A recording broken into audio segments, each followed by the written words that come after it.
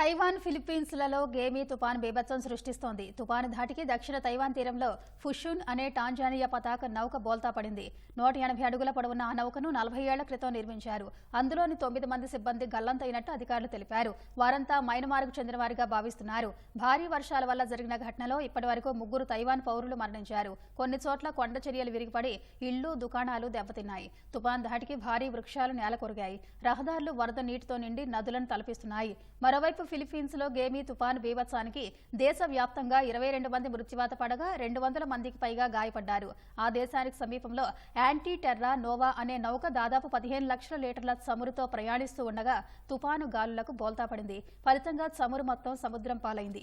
దాదాపు 4 కిలోమీటర్ల విస్తీర్ణంలో చమురు తెట్టు ఏర్పడింది. ఫిలిప్పీన్స్ ప్రభుత్వం దీనిని అదుపు చేసేందుకు కోస్ట్ గార్డ్ బృందాన్ని పంపింది.